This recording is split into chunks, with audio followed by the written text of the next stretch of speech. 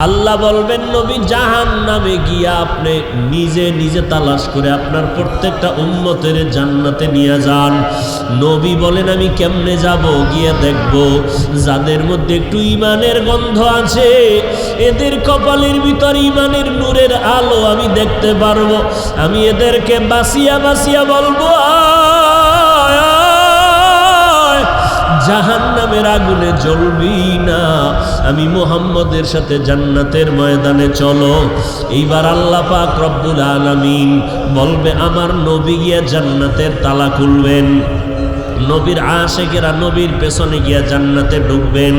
আমার নবীর উম্মতেরা ছাড়া অন্য কোন নবীর উম্মত জান্নাতে ঢুকতে পারবে না। এরে নবীর উম্মতের দল, যেই নবী একটা উম্মত জাহান্নামে গেলে জান্নাতে যাবে না, ওই নবী আবার হাদিসে বলেন আমি একদল উম্মতের কাউসারের পানি পান করানোর জন্য লাইনে দাঁড় করাবো। হঠাৎ করে দেখবো সামনে পর্দা পড়ে গেল। এইবার বলবো ফেরেশতারা পর্দা ফালাইলা কেন? বলে এই উম্মতগুলো আপনি বিদায়ের পর আপনার সুন্নত অনুযায়ী চলে নাই, আপনার আদর্শ মানে নাই। তখন নবী বলেন আমি বলবো সোহকান সোহকা, তোমরা আমার থেকে দূর হয়ে যাও। যারা আমি বিদায়ের পরে আমার ধর্ম আমার আদর্শ পাল্টাইয়া দিয়া দুনিয়ার লোভে পড়িয়া জাহান্নামের দিকে আগায় গেছো, আমি নবী আজকে তোমাদের উম্মত বলে স্বীকার করব না।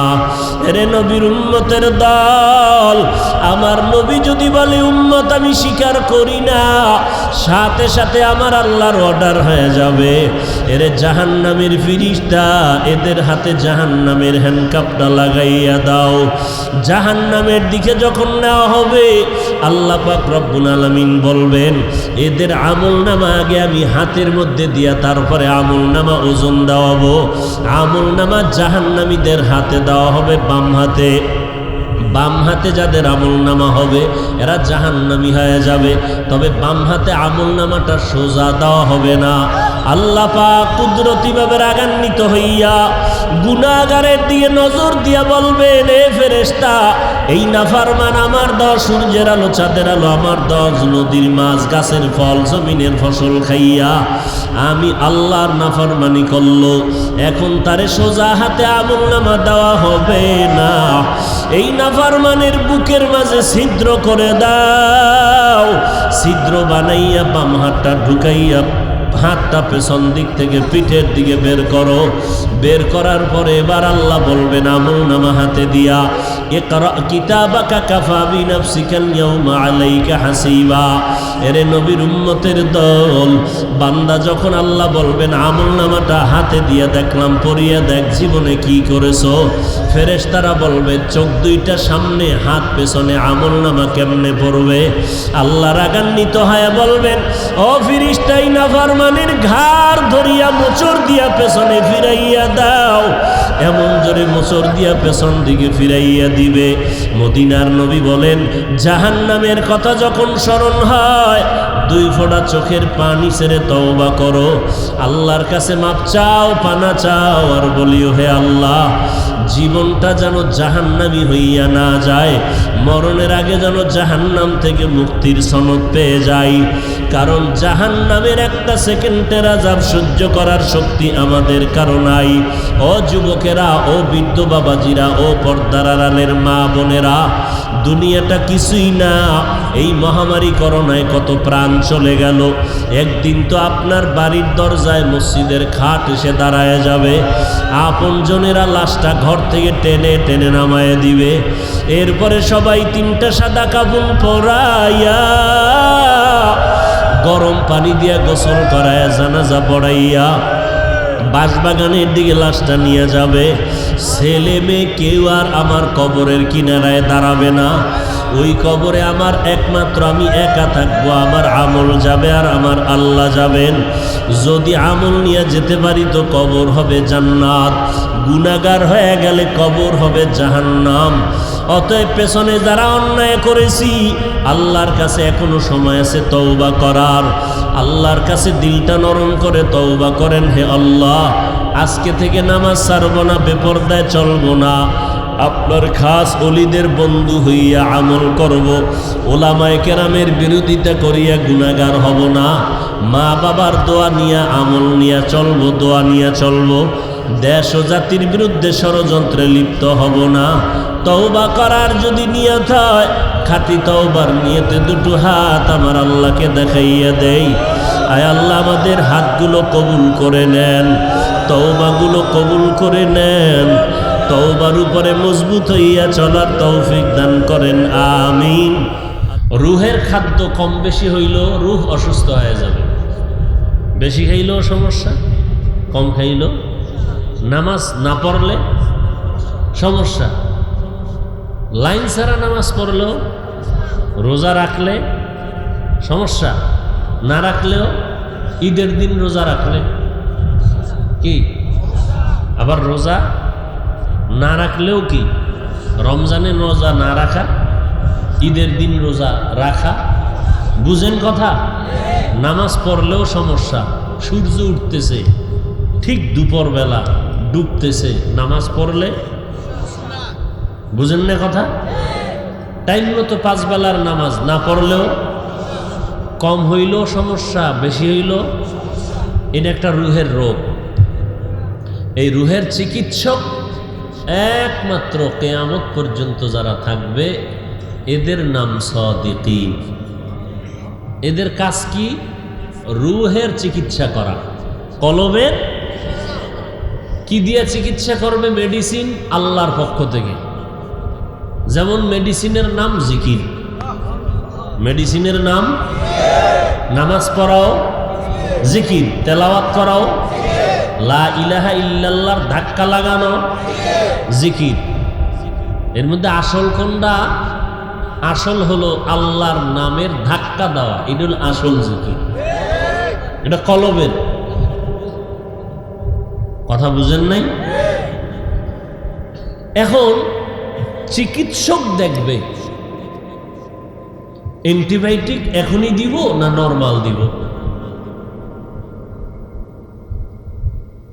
সাদিকিনদের বন্ধু হও, তোমার কলবের চিকিৎসা করো। তার সাথে বন্ধুত্ব রাখো ততক্ষণ তোমার কলবের চিকিৎসা শেষ না হবে যতক্ষণ। সাদিকিনদের সাথে বন্ধুত্ব করার একটাই কারণ, আমার কলবের চিকিৎসা করা। যেই চিকিৎসা আমি একা একা পারবো না। সাবান আছে, জামা আছে, পানি আছে।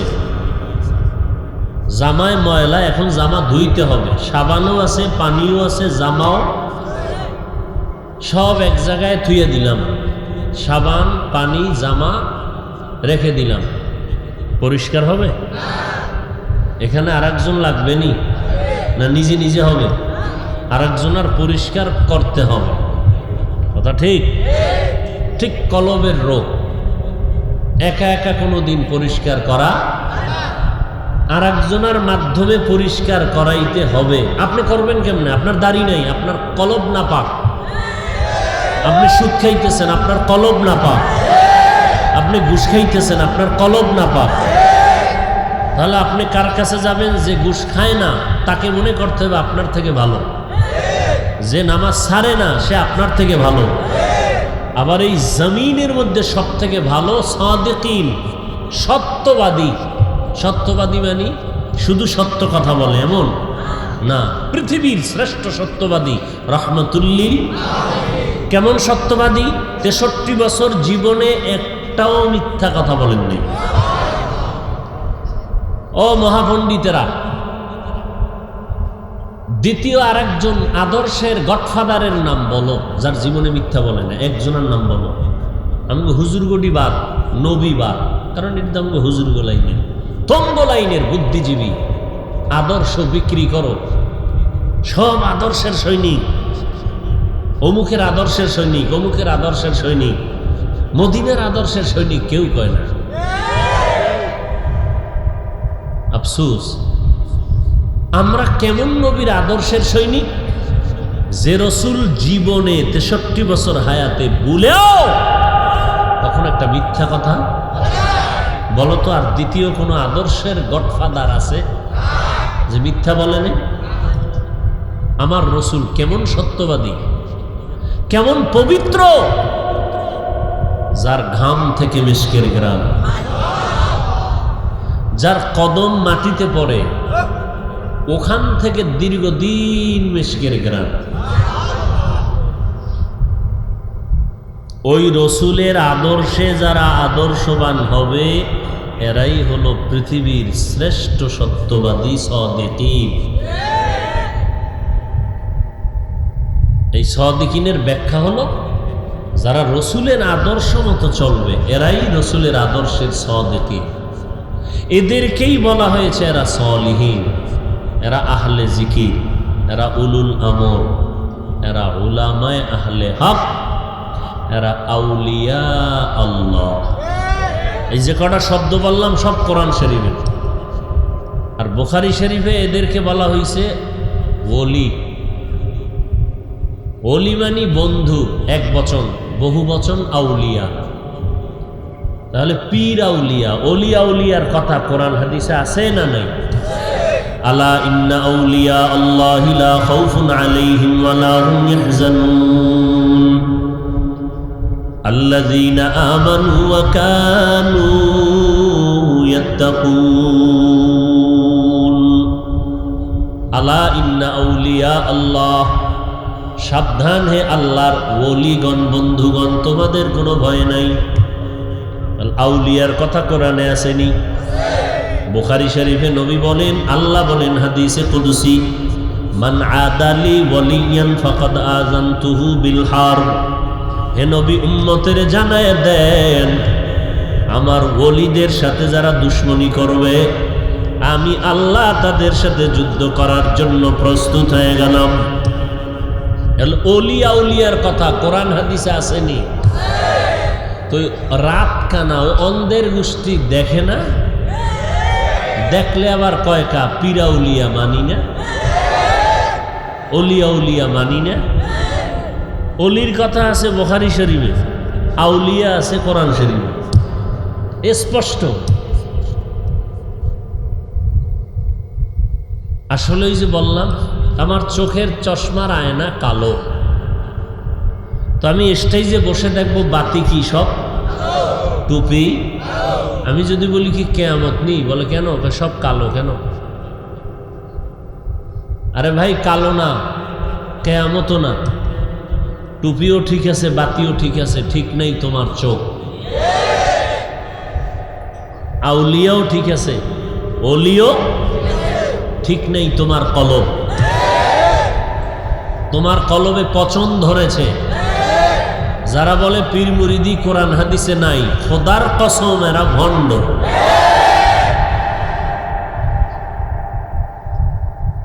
আবার অনেকে কি বলে নবীর, আবার পীর ধর্ম কেন? তা মা বাপ যদি বড় পীর হয় স্কুলে পড়াও কেন? মা বাপ পড়াইব। আমরা সিফা দিয়ে আঙ্গুল দিলি সব দোষ হুজুর, আখাম করবো আর আমরা ধরাই দিলে দোষ। মা বাপ বড় পীর, আবার পীরের কাছে যাব কেন? এতক্ষণ কি বললাম? সত্যবাদী আল্লাহওয়ালাদের কাছে যাব কেন? তাদের বন্ধু হব কেন? কি এতক্ষণ বলছি না? কাজটা কি? কলবের চিকিৎসার জন্য। বলে কলবের রোগ হয়েছে নি? বলে হ্যাঁ। কেমনে রোগ হয়? قال النبي صلى الله عليه وآله وسلم ما من مولود إلا يولد على الفطرة فأبواه يهودانه أو ينصرانه أو يمجسانه إلى آخر الحديث أو كما قال النبي عليه الصلاة والسلام। মদিনার নবী বলেন উম্মতের দল, জমিনের মধ্যে যত বাচ্চা ভূমিষ্ঠ হয় ঈমানের আলো নিয়ে ভূমিষ্ঠ হয়। মা বাবায় তারে মূর্তি পূজারি বানায়, অগ্নি পূজারি বানায়, মা বাবায় তারে গায়রুল্লাহর গোলাম বানায়। কে? কারে? মা বাপ বড় পীর না? মা বাবায় রসুল কয়, মা বাবায় বানায় সন্তানের অগ্নি পূজারি, মা বাবায় বানায় গ্রামীণ ব্যাংকের সদস্য, মা বাবায় সুদের কারবার শিখায়, মা বাবায় মিথ্যা কথা শিখায়। হুজুরা কইলেন কি কোনো মা বাপ কি সন্তানের মিথ্যা শিখায়নি? আমি কি খোদার কসম শিখায়? আপনার বুঝার ভুল। যেমন আপনি স্বামী আর স্ত্রী ঝগড়া করেন, মিশা কথা কয়া কয়া ঝগড়া করেন, সন্তান পাশে আসেনি, এটি শিখেনি, তাহলে আপনি শিখাইতেছেন না সন্তানের? সন্তানের সামনে বয়ে তর্ক করেন কেন স্বামী স্ত্রী? শব্দ সন্তানের। সন্তানের সামনে টেলিভিশন দেখেন কেন? উলঙ্গ নাচ গান দেখেন কেন? সন্তানের ভালো বানাইবেন, আপনি বড় বীর। আমরা মানুষের ওয়াজ করি, কত মানুষ কান্দে কাটতে বেউস, আর আমার ফলারে আমি ঠিক করতে পারি না, এটারে আর এক মাদ্রাসায় দিচ্ছি। কি মনে করেন আমি বড় হিসাব? পৃথিবীতে একজন ব্যক্তি কারো কাছে যায় নাই, পড়ে নাই, শিখে নাই, সব আল্লাহর পক্ষ থেকে রাহমাতুল্লিল আলামিন। হুয়াল্লাযী বা'আসা ফিল উম্মিয়্যিনা রাসূলাম মিনহুম ইয়াতলু আলাইহিম আয়াতিহি ওয়া ইউযাক্কিহিম ওয়া ইউআল্লিমুহুমুল কিতাবা ওয়াল হিকমাহ ওয়া ইন কানু মিন ক্বাবলু লাফী দালালিম মুবিন। এমন একজন নবী পাঠাইলাম, রসুল পাঠাইলাম। হুয়াল্লাযী বা'আসা ফিল উম্মিয়্যিনা রাসূলা, আমি আল্লাহ এমন একজন রসুল পাঠাইলাম যিনি উম্মি। ঘুমাইতেছে না? এই তোর মাইকের ফোন দুইটা অ্যাডজাস্ট হয় না কেন? এইটাই কম, এটাই বেশি। উম্মি আমার মোহাম্মদ রসুল কি? সবাই বলেন। এইবার মুরব্বীরা চুপ, শিক্ষিত যুবকেরা বলবা উম্মি কথার অর্থ কি? অক্ষর জ্ঞানহীন। এই শিক্ষিত যুবক, এদের কাছে প্রশ্ন, উম্মি শব্দের অর্থ কি? অক্ষর জ্ঞানহীন। যদি কেউ এই রকম তর্জমা করে, এবার তোমার কাছে প্রশ্ন, অক্ষর জ্ঞানহীন কথার সহজ বাংলা কি বলো তো বাবা? এই লেখাপড়া যারা করো বলো। অক্ষর জ্ঞানহীন মানে মূর্খ। কথা হবে না? আমার কথা ভুল হইলে ধরায় দাও। অক্ষর জ্ঞানহীন শব্দের অর্থ কি? আমার রসুল মূর্খ? যদি কোনো বক্তা বলে ওর ঈমান আছে? রসুলের সাথে এর থেকে আর বড় বেয়াদবি লাগবে? উম্মি কাকে বলে? উম্মি শব্দের অর্থ হলো অক্ষর জ্ঞানহীন নয়, বরং রসুল পৃথিবীর কারো থেকে অক্ষর জ্ঞান নেন নাই। অক্ষর জ্ঞান পৃথিবীর কারো থেকে নেন নাই। কার থেকে নিছেন? নবী বলেন, ক্বালান নবী সাল্লাল্লাহু আলাইহি ওয়া আলিহি ওয়া সাল্লাম, আল্লামানি রব্বি ফাআহসানা তা'লিমি ওয়া আদ্দাবানি রব্বি ফাআহসানা তা'দীবি। আল্লাহ আমাকে ইলম দান করেছেন, আল্লাহর দেওয়া ইলম কতই না সুন্দর। আল্লাহ আমাকে আদব শিক্ষা দিয়েছেন, আল্লাহর দেওয়া শিক্ষা দেওয়া আদব কতই না সুন্দর। আল্লাহর দেওয়া ইলম কতই না সুন্দর। উতিতু ইলমাল আউয়ালিন ওয়াল আখিরিন, শুরু এবং শেষের ইলম আল্লাহ আমাকে দান করেছেন। তার মানে আদম নবী থেকে যত ইলম আল্লাহ দিছেন ঈসা নবী পর্যন্ত সব আমার আল্লাহ কোরআনের মধ্যে জমা করে সব দিয়েছেন। বুঝা গেল? অনেক না? অনেক না? কিন্তু কারো কাছে নবীজি কারো কাছে পড়ে নেই, পড়ছে? এবার আল্লাহ কি কয়? অমা উতিতুম মিনাল ইলমি ইল্লা কালিলা। ও মুহাম্মদ নবী, আপনাকে আমি ইলম দিয়েছি খুব সামান্য। আল্লাহ যদি কয় সামান্য, এটা কি পরিমাণ সামান্য? আর কি পরিমাণ ইলম আল্লাহর কাছে এক্সট্রা জমা আছে। এই জন্য নবীরে আল্লাহ দোয়া শিখায়, নবী আপনাকে ইলম দিছি খুব কম, এবার আপনি তো ইলম লাগবে, একটু বাড়ান লাগবো, আপনি একটা দোয়া পড়েন। কি? আল্লাহুম্মা রব্বি জিদনি ইলমা, রব্বি জিদনি ইলমা, রব্বি জিদনি ইলমা। নবীও এই দোয়া পড়তেছেন, ও আল্লাহ আমার এলেম বাড়ায়া দাও। আমার বাচ্চাটাও মাদ্রাসায় গিয়া পড়ে, রব্বি জিদনি ইলমা। যতবার বলবে রব্বি জিদনি ইলমা, আল্লাহ এলেমের দরজা খুলে দিবেন, জ্ঞান দিন দিন বাড়তে থাকবে। এই জ্ঞান বাধা দিবে শয়তান, কিন্তু ছাত্রটা আমার ছেলেটা যখন মাদ্রাসায় যায়, যাইয়াই শয়তানের দূর করে। আউযু বিল্লাহি মিনাশ শাইতানির রাজিম। ও মালিক, শয়তানের ধোঁকার থেকে তোমার কাছে পানাহ চাই। এইবার বলে রব্বি জিদনি ইলমা, তুমি আমার এলেম বাড়াইয়া দাও। আল্লাহ এলেম এত পরিমাণ বাড়ায় দেয়, ওলামায়ে আহলে হক কোরআন হাদিস দিয়ে বয়ান করে, এমন এমন কিছু কথা আল্লাহ জবানে বের করে দেয়, মানুষগুলো শিক্ষিতরাও কিতাব তালাশ করে পায় না। ইলমেরা এজাজ করদান বেহিসাব, খলকেরা দাদান জবাবে বাসওয়াব। হক না দারাত দোস্তে খলকা জারেরা, নিস্তে ই খসলত কে দিনদারেরা। আল্লাহ বলেন আমাকে ভয় করো।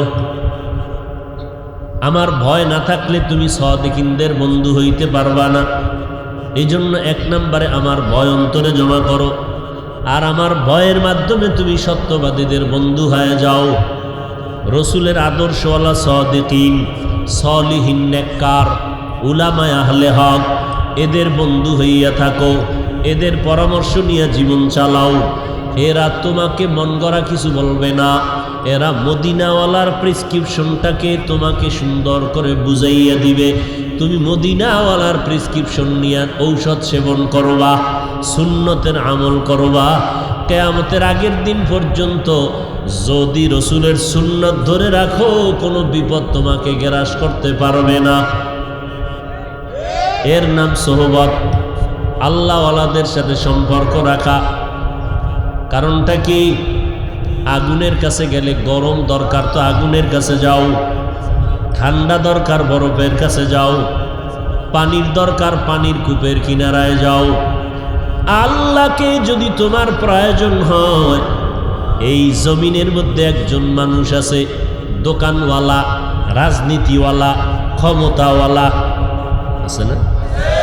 আর এক দল মানুষ একমাত্র তারা আল্লাহওয়ালা। কিওয়ালা? আল্লাহওয়ালা। এই আল্লাহওয়ালাদের কাছে যাও। ক্ষমতাওয়ালাদের কাছে গেলে ক্ষমতার ঘ্রাণ কি, দোকানওয়ালার কাছে গেলে দোকানের ঘ্রাণ, আর আল্লাহওয়ালাদের কাছে গেলে আমার আল্লাহর কুদরতের ঘ্রাণ। আল্লাহওয়ালার কাছে যাও। হাকিমুল উম্মত, মুজাদ্দিদুল মিল্লাত শাহ আশরাফ আলী থানভী রহমতুল্লাহ আলাইহি, উম্মতের রুহানি ডাক্তার বলে, কলবের ডাক্তার। ভারত থেকে আসছিলেন বাংলাদেশে। বাংলাদেশের উলামায়ে কেরাম প্রশ্ন করেছিলেন, হযরত নবীজির হাদিস আছে কি, মায়ের দিকে বাবার দিকে সন্তান যদি নেক নজরে তাকায়, কবুল হজের সওয়াব, বাইতুল্লাহর জিয়ারতের সওয়াব পাওয়া যায়। আচ্ছা, আমরা যে আল্লাহওয়ালার দিকে তাকাই, আমরা কি পাবো? কথা বুঝেন নাই? মা বাবার দিকে তাকাইলে কি পায়? বাইতুল্লাহর জিয়ারতের সওয়াব বা বাইতুল্লাহ পায়, কথার কথা। আমরা যে আল্লাহওয়ালার দিকে তাকাবো, তাকাইলে কি পাবো? হাকিমুল উম্মত থানভী রহমতুল্লাহ আলাইহি বলেন, উলামায়ে আহলে হক মা বাবার দিকে সন্তান তাকাইলে বাইতুল্লাহ পায়, বাইতুল্লাহর জিয়ারত পায়। আর যারা আল্লাহওয়ালাদের দিকে তাকাইবে, তারা বাইতুল্লাহ পাইবে না, বাইতুল্লাহর মালিকের পেয়ে যাবে। সোহবতে সালে তোরা সালে কুনাত, সোহবতে তলে তোরা তলে কুনাত জমানা, সোহবতে বা আউলিয়া বেহতে রসদ সালাত বেরিয়া। বয়ান তো সবাই করে, কি বয়ান সবাই করে, ইমামতি তো অনেক হুজুরেরাই করে, কেউ কোরআন তেলাওয়াত করলে পেছনের মুক্তাদিদের চোখের পানি পড়ে। কি মনে করছে? পুলিশে আসামি দইরা থানায় নিয়ে এমন ভিড়া লাগাইছে, কান্না নাই, শুধু হাউকাউয়ের আওয়াজ, চোখে কোনো পানি নাই। এত বেতের বাড়ি দেওয়া হয়, পুলিশ এত পিটায়, এরপরও আসামির চোখে কি নাই, শুধু হাউকাউয়ের আওয়াজ। ওয়াজের প্যান্ডেলে বসছেন, একজন আল্লাহওয়ালা বয়ান করেন, 200 হাত দূরে বয়া কিছু আল্লাহর বান্দারা চোখের পানি ছেড়ে কান্না করেন, যুবক কান্না করে। এরে কাশীপুরের মুসলমান, আল্লাহ বিবেক দিছে, বেঈমানি করবা না, একটু জবাব দাও রে বাবা। পুলিশে আসামি নিয়া থানায় নিয়ে এমন বেত্রাঘাত করে, কান্না নাই। আর একজন আল্লাহওয়ালা বয়ান করলে ময়দানের মধ্যে মানুষ কান্না করে, একটু বলো তারে কে বেত দিয়া মারলো? हकीकत से तो दुनिया बेखबर है, दुनिया की नुमाइश पर नजर है। नमी गुयम के आज दुनिया जुदा बाश, बहर कारे के बाशी बा खुदाबाश। मोहब्बत মানুষকে অন্ধ বানায় দেয়, मोहब्बत মানুষকে অন্ধ বানায় দেয়। নবীজির একজন আশেক সাহাবী খেজুরের বাগানে পাত্র নিয়ে পানি উঠাইয়া বাগানে দেয়। নবীর এত পরিমাণ আশেক, হঠাৎ কানের মধ্যে একটা আওয়াজ আসলো, মদিনার নবী নাই। সাহাবী খেজুরের বাগানের মধ্যে দাঁড়াইয়া পানি দেওয়ার পাত্রটারে ফালাইয়া আসমানের দিকে তাকায় বলেন, হে মালিক, এই দুইটা চক্ষু রিজার্ভ করে রেখেছিলাম, মদিনাওয়ালাকে শুধু দেখব আর কলিজা ঠান্ডা করব, কারণ মদিনাওয়ালাকে দেখলে 1 সপ্তাহের ক্ষুধা নিবারণ হয়ে যায়। কেমন মদিনার নবী! হ্যাঁ, আজকে দেখেন আমরা তো গুনাহগার, হিসাবের বাইরের মানুষ, জাহান্নামের লাকড়ি। এরপরও আল্লাহর শুকর আদায়ার্থে বলছি যে এই যে মানুষগুলো বালুর মধ্যে বসে আছে, কি এখানে না টাকা পাইব, না খানা পাইবে, কিচ্ছু পাবে না, বরং কিছু টাকা রেখেও দেওয়া হলো। র্যাব নাই, আর্মি নাই, পুলিশ নাই, কোনো নিরাপত্তা বাহিনী নাই, আইন শৃঙ্খলা বাহিনী কেউ আছে? কোনো শব্দ আছে? বিশৃঙ্খলা আছে? নারায়ণগঞ্জ দেখছেন না কাহিনী?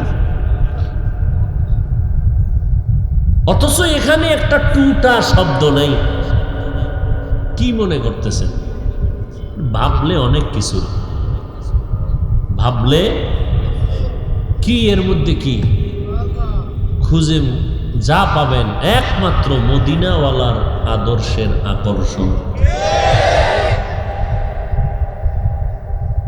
ওই রসুলের টুপি, ওই মদিনাওয়ালার ভাগরি, ওই মদিনাওয়ালার পোশাক, আর কি? এখন যদি আমি শার্ট প্যান্ট টাই পরে বসি, শার্ট প্যান্ট টাইয়ের গোলামেরাও বলবে আমি পথভ্রষ্ট হয়ে গেছি। যারা শার্ট প্যান্ট টাইয়ের গোলাম, এই টুপি টাপি জামা টামা দেখলেই চান্দি গরম, এরাও বলবে হাফিজুর রহমান গোমরা হয়ে গেছে। তাহলে রসুলের আদর্শের পোশাকের দাম কত? আল্লাহ আমাদের বুঝার, আমল করার তৌফিক দান করে। ইহুদি, খ্রিস্টান, বৌদ্ধ, হিন্দু সহ পৃথিবীর সব বিধর্মীরা কি চায়? ইসলামের পতাকা উঠে থাক না নিভে যাক? মাদ্রাসা বন্ধ, ওয়াজ মাহফিল, দুশ্মন আর দুশ্মন, চারিদিকে দুশ্মন। এই দুশ্মনের মাঝে আবার ইসলামের ব্যানারওয়ালা কিছু মুনাফিকেরাও তাদের সাথে তাল মিলায়। তাল মিলায় বলে চরমনাই গিয়া লাভ নাই, উজানি গিয়া লাভ নাই, বাহাদুরপুর নানুপুর গিয়া লাভ নাই, কওমি মাদ্রাসায় পড়ে লাভ নাই, দেওবন্দীদের কাছে গিয়া লাভ নাই, ওলামায়ে কেরাম পীর মাশায়েখের কাছে গিয়া লাভ নাই, আবু হানিফার মাযহাব মানিয়া লাভ নাই, ওমরে ফারুকের অনুসরণে কোনো লাভ নাই। এইভাবে বলিয়া বলিয়া বলিয়া বলিয়া মানুষের মাঝে একটা বিভ্রান্ত ছড়াইতেছে। ওই মুসলমান এতবার বলতেছে চরমনাই গিয়া লাভ নাই, উজানি গিয়া লাভ নাই, তাবলিগে গিয়া লাভ নাই। একবারও বলে না তো কোন দিকে গেলে লাভ? একটা দিক তো বলতেই, সব দিক তালা লাগাই না তো একটা দিক খুলে খবর না, যেদিকে যাব না। তোমাদের অনুরোধে চরমনাই গেলাম না, তাবলিগেও যাব না, কওমিতে যাব না, দেওবন্দির কাছে যাব না, কোনো পীরের কাছে যাব না। যাব কই? একটা ঠিকানা তো দিবা যেখানে গেলে দাড়িবিহীনওয়ালারা দাড়িওয়ালা হবে, সুদখোর সুদ ছেড়ে দিবে, কঠোর পাথর অন্তর মোমের মতো নরম হয়ে চোখে পানি আসবে। এরকম একটা ঠিকানা দাও। ঠিকানাও দিবা না, এই রাস্তায়ও যাইতে দিবা না, তবে তো বুঝবো তুমি ওদের দালালি করো। অথচ এই লাইন ছাড়া আর মানুষ আদর্শওয়ালা হওয়ার কোনো ঠিকানাই তো আমরা দেখি না বাংলাদেশে। যত আদর্শ মানুষ তৈরি হয় তাবলিগ, খাঁটি আল্লাহওয়ালার সোহবতে। কথা বলেন না কেন? আর অন্য যত টুকটাক আছে সিফা সাফায়, এখানে গিয়া তো ভালো হইব দূরের কথা, আগে যাও একটু ভালো কইতো, এখন বিরুদ্ধে লেখে ডেইলি 2 কলম তাবলিগের বিরুদ্ধে, চরমনাইয়ের বিরুদ্ধে, উজানির বিরুদ্ধে, আলেম ওলামার বিরুদ্ধে। উলামায়ে কেরামের বিরুদ্ধে যারা কলম ধরে, খোদার কসম এরা পৃথিবীর নিকৃষ্ট বেয়াদব। উলামায়ে আহলে হকের বিরুদ্ধে যারা কলম ধরবে, আঙ্গুল দিয়া কলম দিয়া ফেসবুক যেভাবে হোক, এরা বেয়াদব। বেয়াদবি বড় কঠিন জিনিস। নবী নিজে বলেন, আদাবানি রব্বি ফাহসানা তাদিবি, আল্লাহ আমাকে আদব শিক্ষা দিয়েছেন। আল্লাহর দেওয়া শিক্ষা আদব কতই না সুন্দর। নবীজির আদব, নবীর আদর্শ কত সুন্দর। রাহমাতুল লিল আলামিন গোটা উম্মতের জানায় দিলেন, 2টা জিনিস রেখে গেলাম, কোরআন আর সুন্নাত আঁকড়াইয়া ধরো, কখনো বিপদে পড়বা না। কোরআন শরীফ আর সুন্নাত ধরো। 1 নম্বরে কি? দ্বিতীয় সুন্নাত। কোরআন মানি তো কোরআন শরীফ, সুন্নাত মানি ওলামায়ে আহলে হকের মাধ্যমে সুন্নাত। কারণ সুন্নতের আমল ওলামায়ে আহলে হক ছাড়া আমল করা সম্ভব না। টুপি পরা সুন্নাত, টুপি পরা, পাগড়ি পরা সুন্নাত। কেমনে পড়বেন এই নিয়মটা বুঝতে হলে ওলামায়ে কেরাম লাগবে, এছাড়া কোনো পথ নাই। ইয়া আইয়ুহাল্লাযীনা আমানুত্তাকুল্লাহা ওয়া কুনু মা'আস সাদিকিন, ও আল্লাহর বান্দা আল্লাহকে ভয় করো, সত্যবাদী যারা সাদিকিন তাদের বন্ধু হয়ে থাকো। কতক্ষণ? কলবের চিকিৎসা হবে না যতক্ষণ। কলব কিন্তু পবিত্র, ইমানের আলো নিয়ে জমিনে আসছে। নবী বলেন, এই কলবে একটা গুনাহ করলে কালো একটা দাগ পড়ে, 2টা গুনাহ করলে কলবে 2টা দাগ পড়ে, 3টা গুনাহ করলে কলবে 3টা দাগ পড়ে। এইভাবে কালো কালো কালো কালো দাগ পড়তে পড়তে গুনার কারণে কলবের সামনে কালো পর্দা পড়ে যায়। এই কলবের ময়লা পরিষ্কারের জন্য একমাত্র জিকির হলো আল্লাহর দেওয়া কলবের পরিষ্কার করার হাতিয়ার, মেডিসিন। জিকির হইল মেডিসিন। কেমনে করবেন এটার একটা নিয়ম লাগবে না? এই নিয়ম জানতে হলেই ওলামায়ে কেরামের কাছে যেতে হবে। সাহাবায়ে কেরাম নবীর কাছে গেছেন, তাবেঈনগণ সাহাবায়ে কেরামের পেছনে গেলেন, তবে তাবিনগণ তাবিনদের পেছনে গেলেন, উলামায়ে আহলে হক উলামায়ে মুতাকাদ্দিমিন মুতাখিরিনের পেছনে গেলেন। এইভাবে একে অন্যের কাছে না গিয়া কেউ নিজের কামেল বানাইতে পারে নাই। নিজেকে যদি বড় বানাতে চাও হে মুমিন, বড়দের কদমে নিজেকে করে দাও বিলীন। কিয়ামতের ময়দানে হিসাব কমপ্লিট হইয়া এক বান্দার ফয়সালা হবে, এর জাহান্নামে নিয়ে যাবে। কোথায়? জাহান্নাম। এই যেই ব্যক্তি সাপেরে ভয় পায়, কিরে সাপ, সাপেরে ভয় পায়, ওই লোকটা দেখবেন এত ভয় পায় যে ঘুমের ভিতরেও সাপ সাপ পেয়েছিল না। কথা ঠিক নেই? এইটা বুঝে, আখেরাত বুঝে না। বুঝে না তো বুঝেই না, বিরোধিতা করতে পারে। যেই লোকটা সবসময় সাপকে ভয় পায়, কল্পনা সাপ সাপ সাপ, ঠিক যেই বান্দা জাহান্নামের আগুনকে বড় ভয় পায়, ওই বান্দা জাহান্নামের শব্দটা শুনলে শরীরের মধ্যে একটা কম্পন শুরু হয়ে যায়। কেন? জাহান্নাম বড় ভয়ঙ্কর।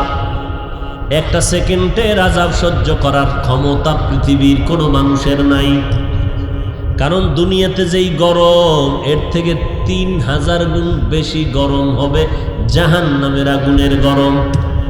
500 বছর দূর থেকে জাহান্নামের তাপ আসবে, জাহান্নামীদের শরীরে লাগা মাত্র চামড়াগুলো খসে খসে পড়ে যাবে। আল্লাহর ফয়সালা হবে, এই বান্দাটাকে জাহান্নামের শিকল লাগাইয়া জাহান্নামের দিকে নিয়ে যাও। কিছু দূর যাওয়ার পরে বান্দা শুধু বারবার পেছনে তাকায়, বারবার পেছনে তাকায়। আমার আল্লাহ তো রহমান, আমার আল্লাহ তো বড় রহিম। দুনিয়াতে রহমান নামের চাদর বিছায়ে দিলেন, কিয়ামতের ময়দানে রহিম নামের চাদর বিছায়ে বলবেন, আমার মতো রহিম আজকে হাসরের মাঠে কেউ নাই। আল্লাহ বলবে, ফেরেশতারা দাঁড়াও, এই জাহান্নামী বান্দাটা পেছন দিকে কেন বারবার ফিরে চায়? মনে হয় আমি তো কলবের খবর জানি, আমি তো গাইবের মালিক। ওই বান্দা আমার দিয়ে তাকায়, দেখেনি আমি রহিম নামের চাদর একটু ওরে ডাইকা লই। এখন ওর ডাকার মতো কোনো রাস্তা আসেনি। ফেরেশতারা আল্লাহ কেমনে কই? আমল নামাটা একটু তালাশ করো, আমল নামার মধ্যে দেখো এলেমের কোনো অধ্যায় তার মধ্যে আসেনি, এলেম শিখছে। এবার ফেরেশতারা তালাশ করে দেখবে নাই, এলেম নাই। কথা এলেমের মজলিসে বসছে কিনা? কয় না, বসে নাই। কথা দেখো আলেমের সাথে কোনো সম্পর্ক আসেনি। এবার ফেরেশতারা তালাশ করে দেখবে আলেমের কাছেও কোনো সম্পর্ক নাই। শেষ আল্লাহ ডেকে বলবে, দেখ এই বান্দাটার এমন কোনো বন্ধু আছেনি যার সাথে আলেমের সম্পর্ক আছে। এবার তালাশ করে দেখবে এই বান্দার একজন বন্ধু আছে যার সাথে উলামায়ে আহলে হকের সম্পর্ক আছে। আমার আল্লাহ বলবে, আয় আয়, এই বান্দার হাতের থেকে জাহান্নামের শিকলটা খুলিয়া দাও। আমার বান্দা আমার রহমতের আশায় আমার দিয়ে তাকায় আছে। এই বান্দাটারে এখন স্বাগতম দিয়া জান্নাতের দরজার দিকে নিয়ে যাও। আমার আল্লাহ কেমন দয়াময়। আলেমের সাথে সম্পর্ক করো, বান্দা আলেমের সাথে যার সম্পর্ক আছে তার সাথে সম্পর্ক লাগাও। এরে আল্লাহর বান্দা, সারা দুনিয়ার দুশ্মনরা কোরআনের বিরুদ্ধে, ইসলামের বিরুদ্ধে, দ্বীনের বিরুদ্ধে, নবীর বিরুদ্ধে। এরপরও আমরা যারা কোরআনওয়ালা, টুপিওয়ালা, নামাজি, আলহামদুলিল্লাহ এখনো তো আমরা সম্মানেই আছি। কি এত দুশ্মন, মুনাফিক পেছনে লাগানো, পায়ে পায়ে পায়ে পায়ে দুশ্মন। একটা কথা উল্টা পাল্টা হইলে বাসায় যাওয়ার আগে এটা ভাইরাল করে দেয়। এত পায়ে পায়ে দুশ্মন লাগানো, টাকা দিয়া ভাড়া কইরা হাফিজুর রহমানের পেছনে লোক পাঠায় দেয়। তোর যত আমগোর সামনে পেশ করবি, একটু দেখ এদের বদনাম করা যায়নি, চরমনের বদনাম করা যায়নি, তাবলিগের কোনো বদনাম ছড়ানো যায়নি, দেওবন্দীদের কোনো বদনাম ছড়ানো যায়নি। এত কিছুর পরেও আলহামদুলিল্লাহ আমাদের সম্মান কমতেছে না বাড়তেছে? আল্লাহ বিবেক দিছে, চিন্তা করেন, এত দুশ্মনের মাঝেও যদি রসুলের আদর্শওয়ালাদের আপনাদের চোখের সামনে এতটাই সম্মান হয়, হাসরের ময়দানে যেদিন আমার ক্ষমতা আমার আল্লাহর থাকবে একক, যেদিন আল্লাহ বলবেন লিমানিল মুলকুল ইয়াউম লিল্লাহিল ওয়াহিদিল কাহ্হার, আজকের দিনের রাজত্বটা কার? আল্লাহ পাক এত জোরে বিকট আওয়াজ কুদরতের জবানে দিবেন, আল্লাহ পাকের আওয়াজে হাসরের ময়দানটা থরথর করে কেঁপে উঠবে। আল্লাহ পাক রব্বুল আলামিনের আওয়াজে কেউ জবাব দিবে না, আল্লাহ নিজেই জবাব দিয়ে বলবেন মহারাগে রাগান্বিত আল্লাহর। আল্লাহ পাকের সেদিন ক্ষমতা থাকবে একক। আজকে দুনিয়াতে হাজারো লাখ কোটি দুশ্মনের মাঝে নবীর আদর্শওয়ালাদের যদি এত পরিমাণ সম্মান হয়, আল্লাহওয়ালাদের যদি এত সম্মান হয়, আমরা তো দুনিয়ার গোলামি করি না, আল্লাহর গোলামি করি। আমরা তো মদিনাওয়ালার আদর্শের গোলামি করি। কিয়ামতের ময়দানে বলো আমাদের সম্মান আল্লাহর কত বাড়ায় দিবে? দুনিয়াতেই এত দুশ্মনের মাঝে এত সম্মান, যেদিন ক্ষমতা থাকবে হাসরের মাঠে আল্লাহর একক, সেদিন সম্মানটা কেমন হবে? সেদিন সম্মানের সাথে আল্লাহ ডাকবেন, ইউকালু লিসাহিবিল কুরআন ইকরা ওয়ারতাকি ওয়ারাত্তিল কামা কুনতা তুরাত্তিলু ফিদ দুনিয়া ফাইন্না মানজিলাকা ইনদা আখিরি আয়াতিন তাকরাউহা আও কামা ক্বালান নবিয়্যু আলাইহিস সালাতু ওয়াস সালাম। এই কোরআন পড়নেওয়ালারা, এ কোরআনের ইলমওয়ালারা, দুনিয়াতে কোরআন তেলাওয়াত করছো, কোরআন শরীফের সূরা ফাতিহা পড়ছো, আমি আল্লাহকে পাওনায় শুনাইতে পারো নাই। আজকে যেই কোরআনটা আমি আল্লাহর কালাম, এটা তো দুনিয়ার আর কারো কথা না, আমি মাওলা পাকের কুদরতের কথা। আজকে বান্দা তুই পড়বি, আমি আল্লাহ কুদরতের কান লাগায় শুনবো। একটা একটা আয়াত পর একতলা একতলা বিল্ডিংয়ে উঠতে থাক, কোরআন শরীফের শেষ পর্যন্ত পড়বি, শেষ বিল্ডিংয়ের উপরে তুই উঠে যাবি। قال النبي صلى الله عليه وآله وسلم من قرأ القرآن فاستظهره فأحل حلالا وحرم حراما أدخله الله الجنة وشفعه في 10 من أهل بيته كلهم قد وجبت له النار। আল্লাহ তাআলা বলবেন, এ কোরআনওয়ালারা, ও উলামায়ে আহলে হক, আসো, যাও তোমরা জান্নাতের ময়দানে যাও। তবে একা যাইও না, তুমি কোরআনের আলেম হওয়ার জন্য তুমি নিজে টাকা দিয়া মাদ্রাসায় পড়তে পারো নাই, তোমার পেছনে এলাকার কিছু লোক টাকা দিয়েছে। ঈদের দিন একটা জামা কিনতে পারো নাই, কত লোক তোমারে জামা কিনিয়ে দিছে। কোরআন শরীফ কেনার টাকা তোমার ছিল না, তোর বাবাই রিক্সা চালাইয়া তোর মাদ্রাসায় পড়ার বেতন দিত, মাদ্রাসার খোরাকির টাকা দিতে পারত না। যেই মানুষগুলো তোরে একবেলা খানা খাওয়াইছে, কোরআনওয়ালা, যেই মানুষগুলো তোরে এক গ্লাস পানি পান করাইছে, যেই মানুষগুলো তোরে একটা মশারি কিনিয়ে দিছে, ওদেরকে ডাক। আমি আল্লাহ আজকে স্পেশাল পাওয়ার দিয়া দিলাম, তুমি একা জান্নাতে যাবা না, আরো 10 জনকে সুপারিশ করো, তাদেরকেও জান্নাতে দিয়া দিব। আল্লাহ তাআলা মোহাব্বতের সাথে ডাকবেন, ও আমার আদরের গোলামেরা, দুনিয়ার কষ্টের মধ্যে যারা আমি আল্লাহকে ভুলো নাই, গরমের মধ্যেও বান্দা মসজিদে যাওয়া ভুলো নাই, রাতের বেলা সবাই ঘুমায় গেছে, তুই বান্দা ঘুমাও নাই, আমি আল্লাহ প্রথম আসমানে আইসা হাজির।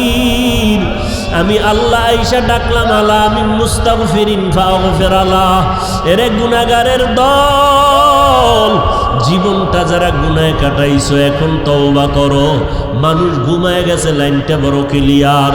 আমি আল্লাহ প্রথম আসমানে তাওয়াজ্জু দিয়া দিলাম, এখন ক্ষমা চাও। আমি আল্লাহ তোমার জীবনের গুনাহ ক্ষমা করব। দুনিয়ার কষ্টের ভিতরেও যারা আমি আল্লাহকে ভুলো নাই, আজকে আমি আল্লাহ তোমাদের সাথে কষ্টের সব কিছু দূর করে দিব। ও বান্দা, আগে যাও, সূর্যের তাপ যেন তোমাদের শরীরের মধ্যে না লাগে। দুনিয়াতে সূর্যের তাপের মধ্যে থাকিয়াও জিকির বন্ধ করো নাই, গরমের মধ্যে থাকিয়াও নামাজ ছাড়ো নাই, শীতের মধ্যে ফজরের সময় ঠান্ডা পানি দিয়া ওযু বানাইয়া নামাজ পড়ছো রে বান্দা। এত কষ্ট করেছো, আজকে যেন হাসরের ময়দানের কোনো কষ্ট তোমাকে স্পর্শ না করে। জলদি করে যাও, সূর্যের গরম লাগার আগে আমার ডান দিকে নূরের তৈরি আরশে আজিম, ওই আরশে আজিমের ছায়ার নিচে গিয়া তোমরা আশ্রয় নাও। হাসরের মাঠের বিচারটা আমি শেষ করিয়া নেই। আমার নবী বিচার শেষ না হওয়া পর্যন্ত তো জান্নাতে যাবে না। একটা উম্মত জাহান্নামে থাকা পর্যন্ত মদিনার নবী জান্নাতে যাবে না। মায়ার নবী দাঁড়াইয়া বলবেন, এ মালিক, আমার একটা উম্মত যেন জাহান্নামে না যায়। আমার উম্মত যতক্ষণ জাহান্নামে থাকবে ততক্ষণ আমি জান্নাতে যাব না। আল্লাহ বলবেন, নবী জাহান্নামে গিয়া আপনি নিজে নিজে তালাশ করে আপনার প্রত্যেকটা উম্মতের জান্নাতে নিয়ে যান। নবী বলেন, আমি কেমনে যাব? গিয়ে দেখব যাদের মধ্যে একটু ঈমানের গন্ধ আছে, এদের কপালের ভিতর ঈমানের নূরের আলো আমি দেখতে পারবো। আমি এদেরকে বাসিয়া বাসিয়া বলবো, জাহান্নামের আগুনে জ্বলবি না, আমি মুহাম্মদের সাথে জান্নাতের ময়দানে চলো। এইবার আল্লাহ পাক রব্বুল আলামিন বলবে, আমার নবী গিয়া জান্নাতের তালা খুলবেন। নবীর আশিকেরা নবীর পেছনে গিয়া জান্নাতে ঢুকবেন। আমার নবীর উম্মতেরা ছাড়া অন্য কোন নবীর উম্মত জান্নাতে ঢুকতে পারবে না। এরে নবীর উম্মতের দল, যেই নবী একটা উম্মত জাহান্নামে গেলে জান্নাতে যাবে না, ওই নবী আবার হাদিসে বলেন, আমি একদল উম্মতের কাউসারের পানি পান করানোর জন্য লাইনে দাঁড় করাবো। হঠাৎ করে দেখবো সামনে পর্দা পড়ে গেল। এইবার বলবো, ফেরেশতারা পর্দা ফালাইলা কেন? বলে, এই উম্মতগুলো আপনি বিদায়ের পর আপনার সুন্নত অনুযায়ী চলে নাই, আপনার আদর্শ মানে নাই। তখন নবী বলেন, আমি বলবো, সোহকান সোহকা, তোমরা আমার থেকে দূর হয়ে যাও।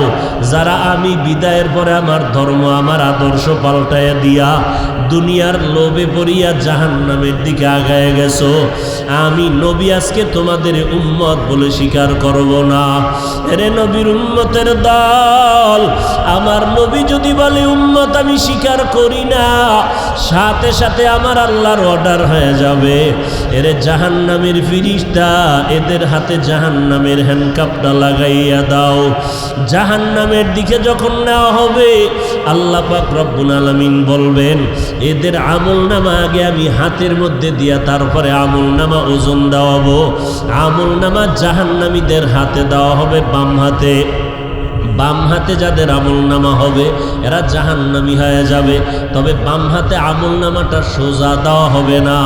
আল্লাহ পাক কুদরতিভাবে রাগান্বিত হইয়া গুনাহগারের দিকে নজর দিয়া বলবেন, এ ফেরেশতা, এই নাফরমান আমার দাও সূর্যের আলো চাঁদের আলো, আমার দাও নদীর মাছ গাছের ফল জমিনের ফসল খাইয়া আমি আল্লাহর নাফরমানি করলো, এখন তারে সোজা হাতে আমলনামা দেওয়া হবে না। এই নাফরমানের বুকের মাঝে ছিদ্র করে দাও, ছিদ্র বানাইয়া বাম হাতটা ঢুকাইয়া হাতটা পেছন দিক থেকে পিঠের দিকে বের করো। বের করার পরে এবার আল্লাহ বলবেন আমলনামা হাতে দিয়া, ইকরা কিতাবাকা কাফা বিনাফসিকাল ইয়াউমা আলাইকা হাসিবা। এরে নবীর উম্মতের দল, বান্দা যখন আল্লাহ বলবেন আমলনামাটা হাতে দিয়া দেখলাম, পড়িয়া দেখ জীবনে কি করেছো, ফেরেশতারা বলবে চোখ দুইটা সামনে হাত পেছনে, আমলনামা কেমনে পড়বে? আল্লাহ রাগান্বিত হয়ে বলবেন, ও ফেরেশতাই নাফরমানের ঘাড় ধরিয়া মোচড় দিয়া পেছনে ফিরাইয়া দাও। এমন জোরে মোচড় দিয়া পেছন দিকে ফিরাইয়া দিবে। মদিনার নবী বলেন, জাহান্নামের কথা যখন স্মরণ হয় হয়, 2 ফোঁটা চোখের পানি ছেড়ে তওবা করো, আল্লাহর কাছে মাপ চাও, পানা চাও, আর বলিও হে আল্লাহ, জীবনটা যেন জাহান্নামী হইয়া না যায়, মরণের আগে যেন জাহান্নাম থেকে মুক্তির সনদ পেয়ে যাই। কারণ জাহান্নামের একটা সেকেন্ডের আযাব সহ্য করার শক্তি আমাদের কারো নাই। ও যুবকেরা, ও বৃদ্ধ বাবাজিরা, ও পর্দার আড়ালের মা বোনেরা, দুনিয়াটা কিছুই না। এই মহামারী করোনায় কত প্রাণ চলে গেল। একদিন তো আপনার বাড়ির দরজায় মসজিদের খাট এসে দাঁড়ায় যাবে, আপনজনেরা লাশটা ঘর থেকে টেনে টেনে নামায় দিবে। এরপরে সবাই 3টা সাদা কাপড় পরাইয়া, গরম পানি দিয়া গোসল করায়া, জানাজা পড়াইয়া বাঁশবাগানের দিকে লাশটা নিয়ে যাবে। ছেলে মেয়ে কেউ আর আমার কবরের কিনারায় দাঁড়াবে না। ওই কবরে আমার একমাত্র আমি একা থাকবো, আমার আমল যাবে আর আমার আল্লাহ যাবেন। যদি আমল নিয়ে যেতে পারি তো কবর হবে জান্নাত, গুনাহগার হয়ে গেলে কবর হবে জাহান্নাম। অতএব পেছনে যারা অন্যায় করেছি, আল্লাহর কাছে এখনো সময় আছে তওবা করার। আল্লাহর কাছে দিলটা নরম করে তওবা করেন, হে আল্লাহ, আজকে থেকে নামাজ ছাড়বো না, বেপরদায় চলবো না, আপনার খাস ওলিদের বন্ধু হইয়া আমল করব, ওলামায়ে কেরামের বিরোধিতা করিয়া গুনাহগার হব না, মা বাবার দোয়া নিয়া আমল নিয়া চলবো, দোয়া নিয়া চলবো, দেশ ও জাতির বিরুদ্ধে ষড়যন্ত্রে লিপ্ত হব না। তওবা করার যদি নিয়ত হয়, খাঁটি তওবার নিয়তে 2টো হাত আমার আল্লাহকে দেখাইয়া দেই। আয় আল্লাহ, আমাদের হাতগুলো কবুল করে নেন, তওবাগুলো কবুল করে নেন, তওবার উপরে মজবুত হইয়া চলার তৌফিক দান করেন, আমিন।